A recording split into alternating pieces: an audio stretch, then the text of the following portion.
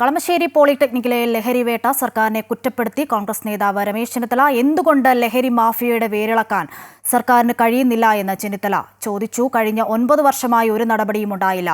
അതിന്റെ പരിണിത ഫലമാണ് ഇവിടം ലഹരി കേന്ദ്രമായി മാറിയത്. ശക്തമായ നടപടി ഉണ്ടാകണം. ലഹരി മാഫിയയെ അമർച്ച ചെയ്യാനുള്ള നടപടി സർക്കാർ സ്വീകരിക്കണമെന്നും രമേശ് ചെന്നിത്തല പറഞ്ഞു.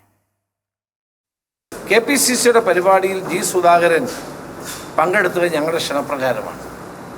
അതിലൊരു തെറ്റുമില്ല.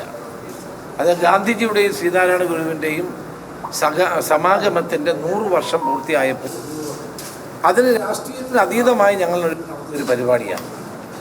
അതിൽ പങ്കെടുത്തതിൻ്റെ പേരിൽ ജി സുധാകരനെ പറഞ്ഞിട്ട് ആക്രമിക്കുന്ന സൈബർ സഖാക്കൾ ആ പ്രവർത്തനം അവസാനിപ്പിക്കണം. അത് ഒരു പൊതുജീവിതത്തിൽ നിൽക്കുന്ന വ്യക്തികളോട് ചെയ്യേണ്ട ഒരു കാര്യമല്ല. നമ്മളൊക്കെ എല്ലാ ചടങ്ങുകളിലും പങ്കെടുക്കുന്ന ആളുകളാണ്. അപ്പോൾ അങ്ങനെ സുധാകരനാണെങ്കിൽ എല്ലാ പൊതുപരിപാടിയിലും ആലപ്പുഴയിലും കേരളത്തിലും പങ്കെടുക്കുന്ന ഒരാളാണ്. അദ്ദേഹത്തെ പോലൊരു സീനിയർ നേതാവിനെ ഇത്ര വളരെ മോശമായി പാർട്ടി സഖാക്കൾ തന്നെ അദ്ദേഹത്തെ സൈബർ ഇടങ്ങൾ ഉപയോഗിച്ചുകൊണ്ട് ആക്രമിക്കുന്നത് അപലപനീയമാണ്. അത് അവസാനിപ്പിക്കാൻ പാർട്ടി നേതൃത്വം മുൻകൈ എടുക്കുകയാണ്.